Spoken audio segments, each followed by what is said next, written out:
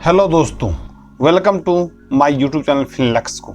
आप सबका मैं फिनलेक्स को यूट्यूब चैनल में स्वागत करता हूं। आज का जो टॉपिक है वो ये है कि आईटीआर फाइल करने के बाद क्या सब करें। अभी तक जो मैंने दिया कि आईटीआर फाइल करने से पहले क्या करें, अब है कि बहुत सारे लोगों ने आईटीआर फाइल कर लिया है।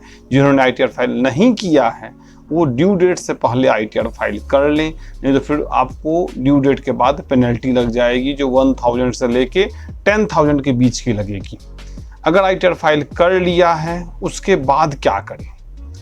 बहुत सारे लोग समझते हैं कि मैंने आईटीआर फाइल कर लिया इसका मतलब मेरा काम कंप्लीट हो गया, लेकिन अगर मैं कहूं तो कंप्लीट नहीं हुआ है। कंप्लीट कब माना जाएगा? कुछ स्टेप्स हैं जिसको आपको फॉलो करने पड़ेंगे। उस स्टेप में पहला स्टेप होता है वेरीफाई करने का। आप जो आईटीआर फाइल कर लेते हैं उसका आईटीआर को वेरीफाई करना होता है। वो वेरीफाई मल्टीपल सोर्स हैं। बेसिकली लोग करते हैं अपने आधार कार्ड से वेरीफाई करते हैं, नहीं तो बैंक लॉगिन से वेरीफाई करते हैं। अगर ये दोनों ऑप्शन अवेलेबल नहीं है तो आप साइन करके विदिन 30 डेज आपको बेंगलोर सीपीसी सेंटर भेजना होगा। जब वेरीफाई कंप्लीट हो जाता है देन फिर आता है कि आपको अपने पोर्टल को एक बार लॉगिन करना है। वहाँ पे आपको 4 प्रोसेस दिखेंगे।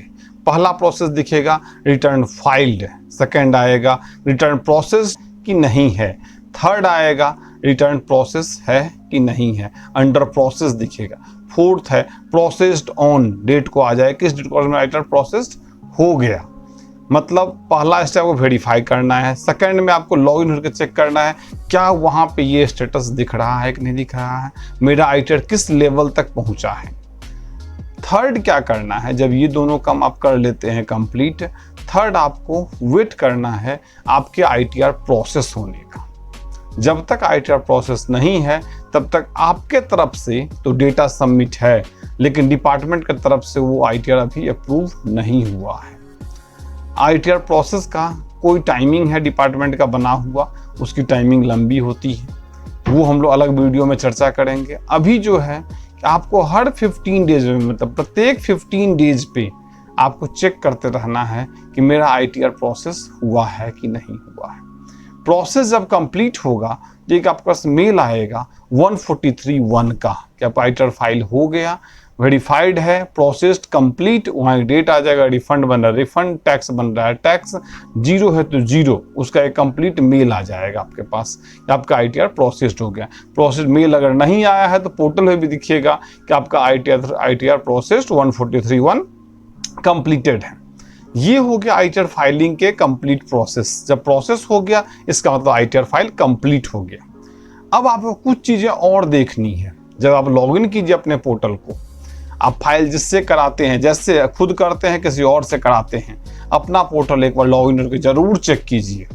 जब लॉगिन चेक कीजिए तो 2-3 चीज़ें आप जरूर चेक कर लीजिएगा। तो उसमें जो लेफ्ट साइड में आपको मोबाइल नंबर और ईमेल आईडी दिखेगा वो सही है कि नहीं है। मोबाइल नंबर और ईमेल आईडी सही है कि नहीं है। डिपार्टमेंट सारा कम्युनिकेशन उसी मेल आईडी मोबाइल नंबर पे करता है। थर्ड, आपका जो प्रोफाइल में बैंक अकाउंट जो आ रहा है वो अपडेट और वैलिडेट है कि नहीं है। आपका बैंक अकाउंट वैलिडेट है कि नहीं है, और bank account nominate for refund है कि नहीं है। मतलब bank account validation, nominate for refund, ये तो हो गया आईटीआर फाइलिंग के प्रोसेस के पार्ट। एक मैं अलग से लोगों को बोलता हूं, वो है कि आपके पेंडिंग एक्शन। जब आप लॉगिन कीजिए ऊपर का स्क्रॉल में आपको दिखेगा पेंडिंग एक्शन। पेंडिंग एक्शन में बहुत सारे ऑप्शन दिखेंगे, आपको सारे ऑप्शन नहीं देखने हैं। 3 ऑप्शन चेक करना है। पहला वर्क लिस्ट। वर्क लिस्ट में अगर कोई पेंडेंसी होगी अभी की नहीं पुरानी भी तो वो भी दिख जाएगी आपको। पहला चेक करना है वर्क लिस्ट। दूसरा चेक करना है उसमें कुछ नहीं होगा तो 0 लिखा हुआ आ जाएगा, कुछ नहीं है मतलब कुछ ब्लैंक शो होगा। सेकंड चेक करना है रिस्पॉन्स फॉर आउटस्टैंडिंग डिमांड, उसमें कुछ है कि नहीं है। थर्ड चेक करना है ई प्रोसेसिंग। आपको 3 चीज़ें चेक करनी है कि वो 3 चीज़ें हमारे कुछ ऐसे प्रॉब्लम्स तो नहीं है। हो सकता है कभी कोई पुराना प्रॉब्लम हो सकता है कभी कोई रिफंड का पेंडेंसी हो, तो वो सारी चीज़ें आपको वहाँ पे दिख जाएगी। हो सकता है पुराना एक नॉमिनल सा डिमांड हो, वो सब चीज़ें आपको वहीं पे दिखेंगी। तो आपको ITR फाइल करने टाइम में ज़रूर ये देख लें कि हमारा कोई पुराना डिमांड, पुराना कोई प्रोसेस, पुरानी कोई चीज़ें ऐसी छूट तो नहीं गई हैं। अगर आपने ITR अभी तक फाइल नहीं किया है तो आप जिनसे भी फाइल करवाते हैं, खुद करते हैं, किसी और से करवाते हैं, उनसे ज़रूर कोऑर्डिनेट कर लें। 31 जुलाई उसका ड्यू डेट है, उससे पहले ITR ज़रूर फाइल कर लें। Thank you.